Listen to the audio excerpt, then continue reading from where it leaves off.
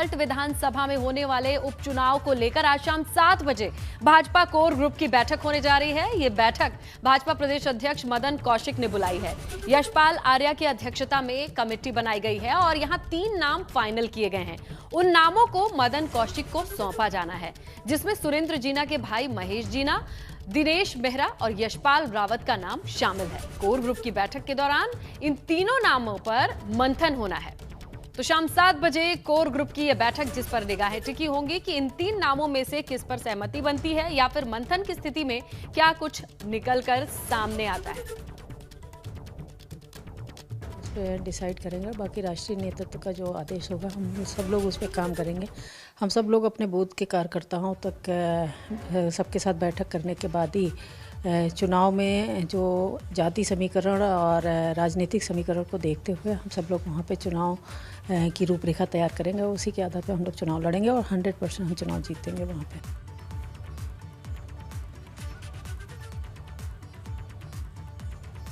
और सीएम तीरथ सिंह रावत ने हरिद्वार दौरे के दौरान कुंभ के कामों की समीक्षा की। सीसीआर भवन में सीएम ने कुंभ से जुड़े अधिकारियों के साथ मंथन किया। इस दौरान अधिकारियों से कुंभ से जुड़े कामों की जानकारी भी ली। इस मीटिंग में केंद्रीय मंत्री निशंक भी मौजूद रहे। सीएम के निर्देश हैं कि कुंभ के अधूरे पड़े कामों को जल्द से जल्द पूरा किया जाए।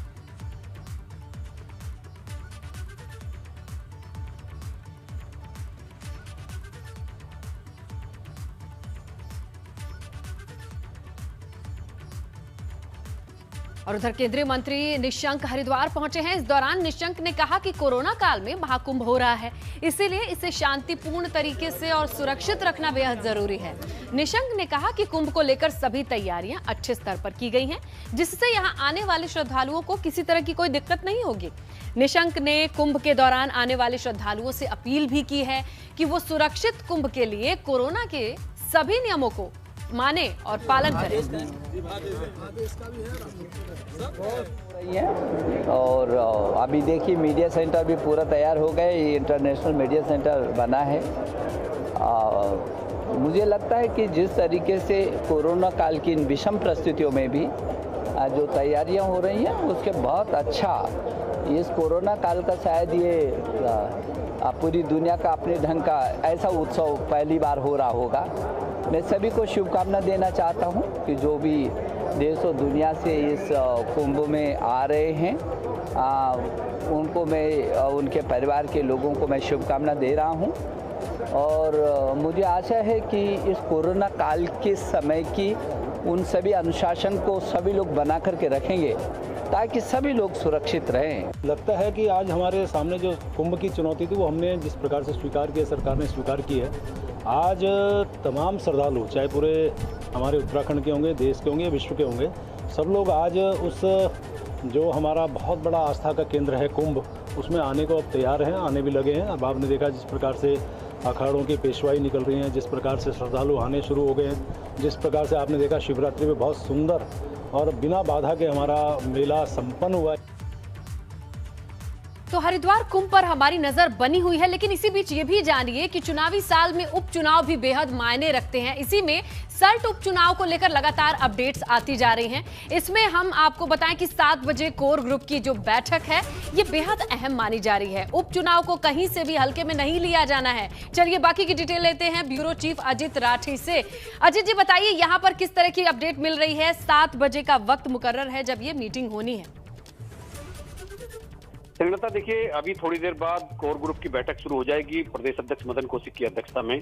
और ये खाली चुनाव नहीं है, ये सल्ट का समर है जो नई सरकार और नए संगठन की परीक्षा ले रहा है। तो इसी को लेकर के जो कोर ग्रुप की बैठक है वो अभी थोड़ी देर में शुरू हो जाएगी। उसमें सभी सांसद और महामंत्री संगठन और जो कोर कमेटी के सदस्य हैं, जो नामित सदस्य हैं, यहाँ पर सह प्रभारी उत्तराखंड रेखा वर्मा भी आई हुई, वो भी भाग लेंगी।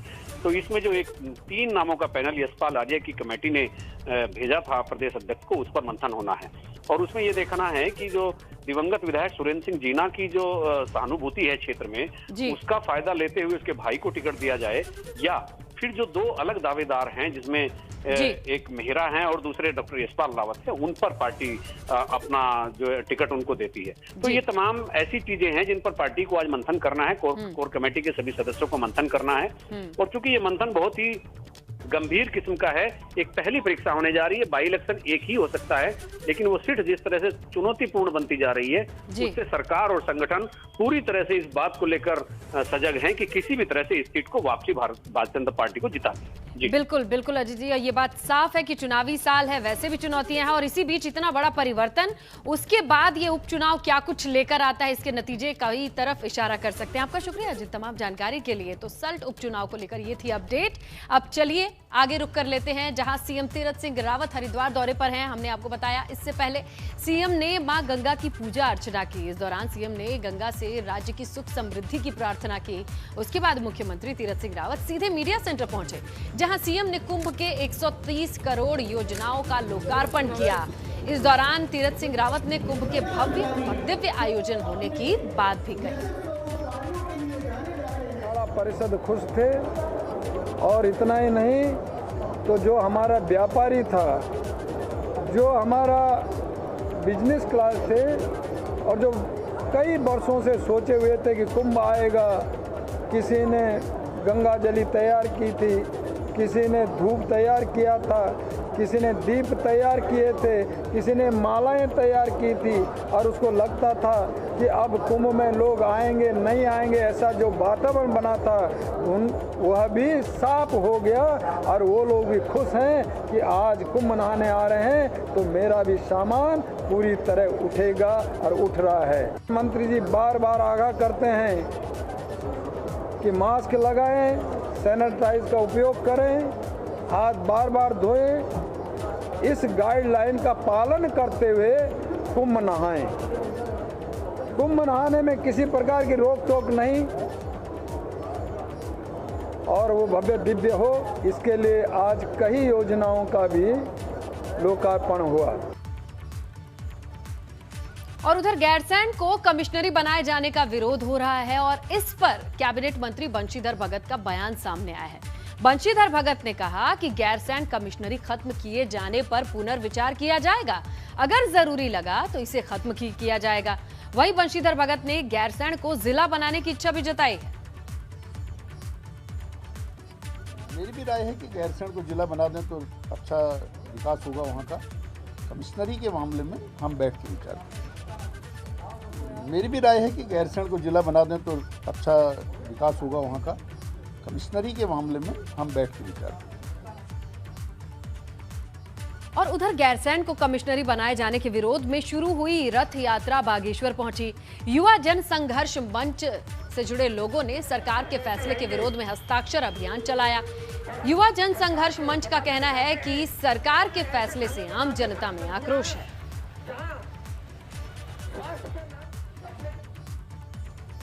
अब बात करते हैं कोटद्वार की, जहां 2 इंजीनियर्स को सीएम ने सस्पेंड कर दिया है, मगर सरकार के इस कदम से इंजीनियर संघ नाराज है।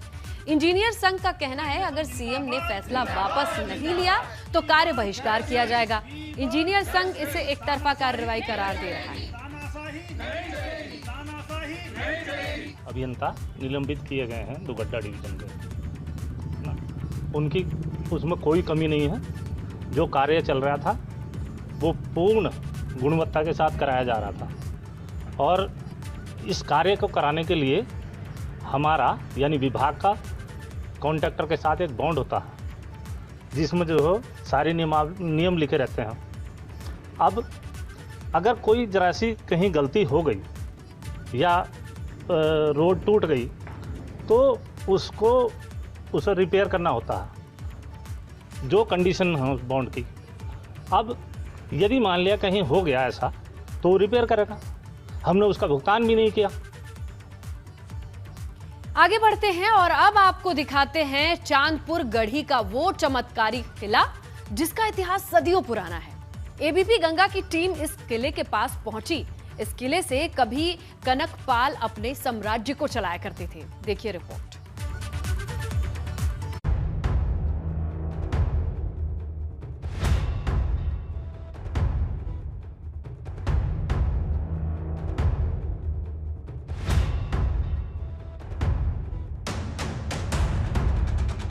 एक ऐसा किला जो आज भी न जाने कितने रहस्यों को संजोए हुए है।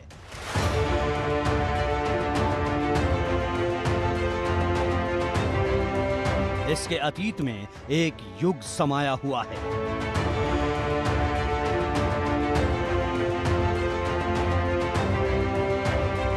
ये कहानी है चांदपुर गढ़ी के उस किले की जो राजशाही के समय का रहस्य खुद में समेटे हुए है।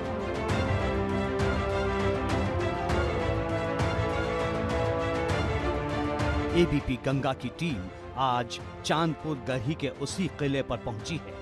आज हम आपको इस किले से जुड़ा हर राज बताने जा रहे हैं। उत्तराखंड की खूबसूरती के लिए उत्तराखंड को स्वर्ग तो कहा ही जाता है, लेकिन खूबसूरती के साथ साथ उत्तराखंड में ऐसे इतिहास भी हैं जो कि हमें समझने चाहिए और देखने भी चाहिए। आज एक ऐसे ही इतिहास को हम आपको बताने जा रहे हैं। उत्तराखंड में 52 जो गढ़ हैं, उन्हीं में से एक चांदपुर गढ़ी में इस वक्त मैं मौजूद हूं। और अगर आप इस गढ़ी के बारे में जब इसकी खूबसूरती को देखेंगे तो आपको भी लगेगा, और एक जो इतिहास है उत्तराखंड का वो इसमें समेटे हुए है। चांदपुर गढ़ी का यह किला चमोली जिले में कर्णप्रयाग के पास स्थित है। इस किले के पास लगे इस शिलापट्ट पर इसके इतिहास को संजोया गया है। इतिहासकारों के मुताबिक भिलंग राज्य के राजा सोनपाल ने चांदपुर गढ़ में शासन किया था। और यहाँ पर आप इस इतिहास को पढ़ सकते हैं, जान सकते हैं, क्योंकि यहाँ पर जो अगर हम देखें तो यह जो शक्तिशाली राजा कनकपाल की बात होती है, जो यहाँ पर के शासक थे, और वो यहाँ पर पहुँचे थे। एक शक्तिशाली जो है राजा था कनकपाल, और जब यहाँ पर पहुँचे तो चांदपुर गढ़ को राजधानी बनाकर उन्होंने स्वयं को राजा सोनपाल का उत्तराधिकारी यहाँ पर सिद्ध किया था। और ये भी विद्वानों की एक धारणा है कि कनकपाल गढ़वाल के जो पंवार राजवंश हैं उनका संस्थापक था। राजा सोनपाल की इकलौती पुत्री थी जिसका विवाह उन्होंने मालवा के राजकुमार कनकपाल से किया था। कनकपाल एक कुशल राजनीतिज्ञ थे। उन्होंने अपने कुशल नेतृत्व से गढ़वाल के कई क्षेत्रों पर शासन किया था। उन्होंने चांदपुर गढ़ी को गढ़वाल की राजधानी बनाया था। ऐसी मान्यता है कि भिलंग राज्य के जो राजा सोनपाल थे, उन्होंने चांदपुर गढ़ में शासन किया, और उनकी जो इकलौती पुत्री थी, उनके एकमात्र उत्तराधिकारी का विवाह भी मालवा से आए कनकपाल के साथ किया था। तो तमाम इतिहास है, और इसके इतिहास के साथ इसकी खूबसूरती भी है। कहा जाता है कि राजा कनकपाल गढ़वाल के पंवार वंश के संस्थापक थे, लेकिन आज उनके किले में महज कुछ अवशेष ही बचे हैं जिन्हें पुरातत्व विभाग की तरफ से संरक्षित किया गया है। यहाँ पर बहुत सारी तमाम चीज़ें मिलेंगी, ऐसे ऐसे पत्थर मिलेंगे, ऐसे ऐसे डिज़ाइन मिलेंगे जो कि उस वक्त जो है पूरे होते थे। एक पत्थर यहाँ पर है, इसको आप देखेंगे कि किस तरीके से इसका उपयोग होता होगा, और उस ज़माने में जो कई सैकड़ों साल पहले की बात है, उस ज़माने में किस तरीके की ये कलाकारी थी। कनकपाल के शासन के बाद पंवार वंश के कई राजाओं ने चांदपुर गढ़ में राज किया, जिसके साक्ष्य किले के अवशेषों से भी मिले हैं। इस किले की दीवारें 1 से 2 फीट मोटी हैं। इसकी दीवारों पर महीन नक्काशी की गई है। वहीं खिड़कियों की बनावट त्रिभुजाकार है जो बाहर की ओर संकरी होती जाती है।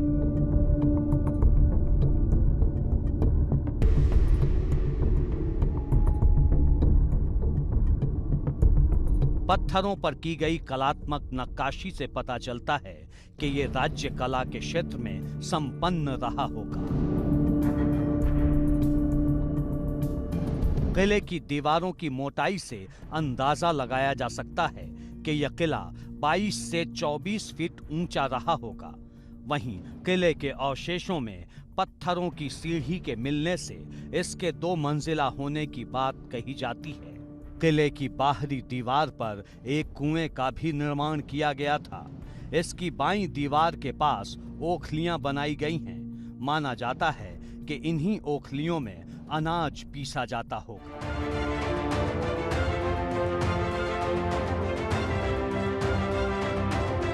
एबीपी गंगा के लिए कर्णप्रयाग से क्रिस्टोफर लॉरेंस के साथ रवि कैंतुरा की रिपोर्ट।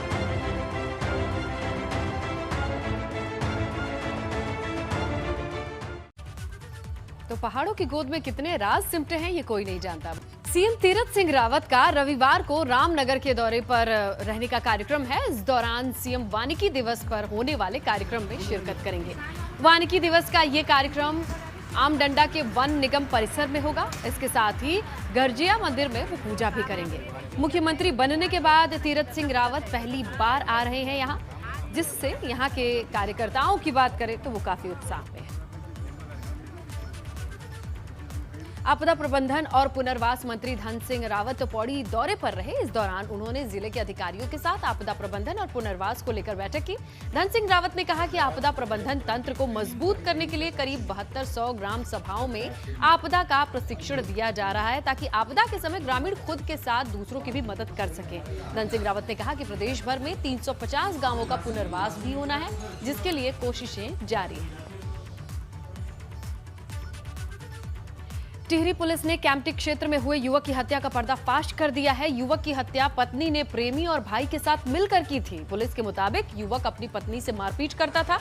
पुलिस के अनुसार मृतक युवक की पत्नी ने अपने भाई और एक युवक के साथ मिलकर इस वारदात को अंजाम दिया था। सितारगंज में बिजली बिल में गड़बड़ी को लेकर लोगों ने बिजली विभाग के दफ्तर पर हंगामा किया। ग्रामीणों का कहना है कि बिजली विभाग ने उन्हें लाखों का बिल भेज दिया है।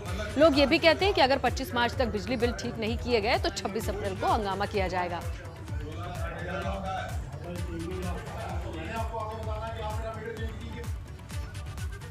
और रुद्रपुर के तल्ला नागपुर इलाके में पानी की किल्लत ये है कि अब लोगों को पानी खरीद कर अपनी जरूरत पूरी करनी पड़ रही है। दरअसल गर्मी बढ़ने के साथ ही यहाँ पानी के जो कुदरती स्रोत हैं वो सूख चुके हैं। तल्ला नागपुर पट्टी के मुख्य केंद्र बिंदु चौपता में पेयजल की समस्या काफी लंबे समय से है। स्थानीय होटल व्यवसायी किसी तरह से पानी की व्यवस्था कर रहे हैं, जिससे उनके कारोबार पर भी असर पड़ रहा है।